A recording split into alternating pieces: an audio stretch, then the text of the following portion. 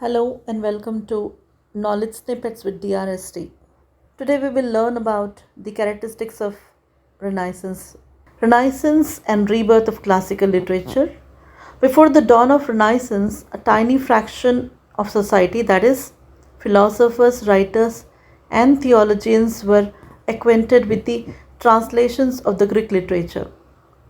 Nobody except these people used to study the classical literature. Common people were not aware of the taste of classical literature. That's why the study of classical literature was only confined to the philosophers, writers, and theologians. When Renaissance came to Italy, it provided a unique opportunity to a layman to study the translation of the Greek literature. People showed keen interest in the study of classical literature. They diverted their focus from medieval literature to the study of classical literature. People diverted their attention from philosophical controversies of the medieval ages to the study of classical literature. The medieval ages was losing its authority not only in the ambit of literature but in many spheres of society. Many writers started writing in the manner of classical writers.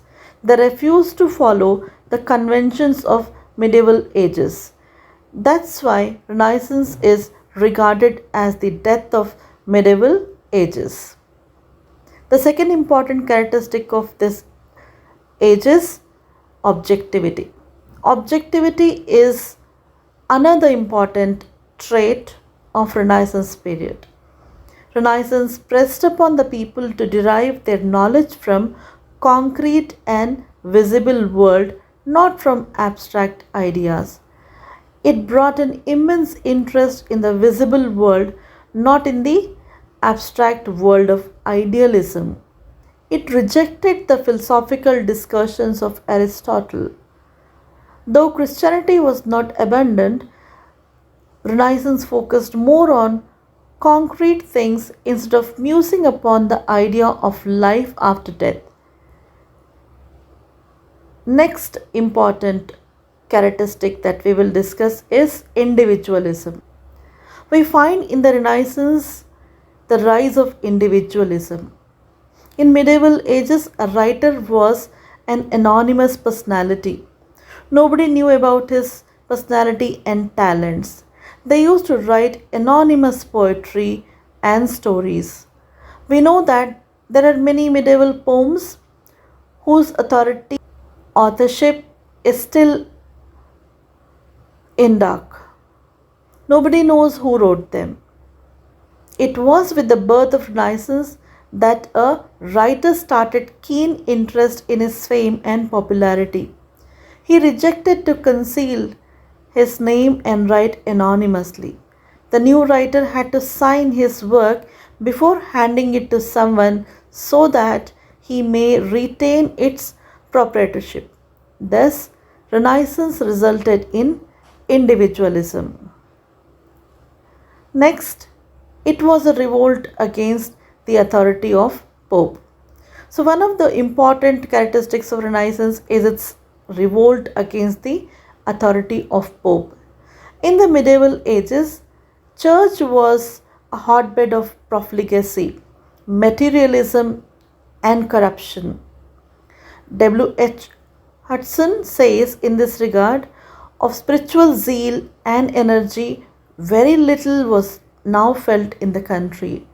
The greater prelates heaped up wealth and lived in a godless and worldly way. The rank and file of the clergy were ignorant and careless. The friars were notorious for their greed and profligacy. This Renaissance is regarded as a decline in the authority of Pope. The courts, instead of providing spiritual panacea to the general public, got engaged in corruption, administrative setups, and worldly matters. According to Encyclopedia, the prestige of the church also suffered when some church leaders sold their services, violated the biblical laws they were entrusted with upholding, and lived no differently than secular merchants and political figures.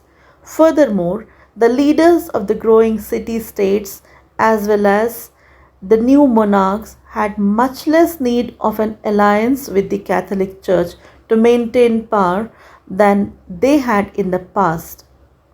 Popes like Alexander VI, Julius II, and Leo X were mainly concerned with politics and promotion of their families.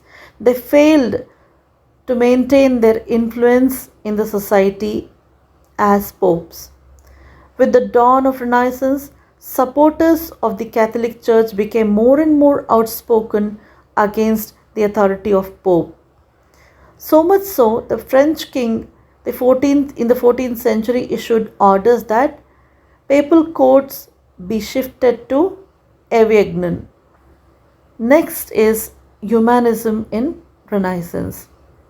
Humanism is another salient feature of Renaissance. Humanism is a philosophical term that lays great stress on the dignity and core values of human beings.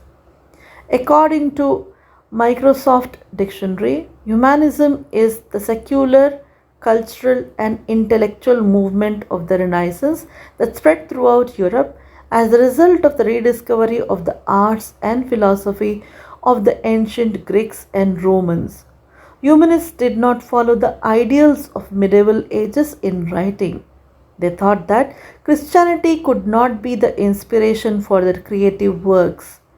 They stood against the medieval writers who mostly used religious themes in their writing. Religion was a prime source of inspiration for a work of art or literature. In contrast to medieval writers, humanists were mainly concerned with secular subjects, and materialism was the sole cause of secularism of humanists. Humanists believed that classical writers can teach you how to live your life. Important humanists are Mirandola, Petrarca, Bruni, Boccaccio, etc. Then the next characteristic is exploration. Exploration is the hallmark of Renaissance. In the age of Renaissance, merchants wanted to expand their business across the international boundaries. For this purpose, they got engaged in exploring new markets in Asia and newly discovered world, the Americas. People also showed interest in purchasing exotic goods. Christopher Columbus was the person who discovered America. As a result of these speculative voyages, new trading bases and new ports where ships could take on fresh supplies during long journeys were established all over the world. Another trait which is significant is the development or growth of science. Renaissance was an age of objectivity and experimentation. That's why science thrived. The achievements of science can be witnessed in many fields: in medicine, in anatomy, navigation, exploration by Columbus, etc.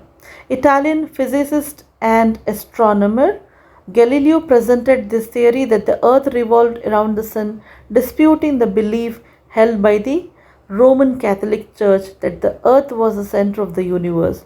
He refused to obey orders from Rome to cease discussions of his theories and was sentenced to life imprisonment. Galileo's work influenced other Renaissance scientists and encouraged the development of the scientific method.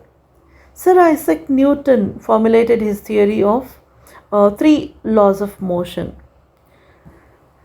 Alongside all these developments in science, architecture is a very important characteristic that represents uniqueness of the Renaissance period.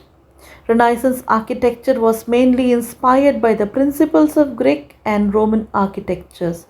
Renaissance architects tried their best to revive the Greek and Roman architecture in their age. They looked for inspiration to an antiquity These are the prominent characteristics of the Renaissance period. Hope you have understood, and this is going to be of use to you with regard to your preparation for exams, whether they are competitive or regular exams. Thank you.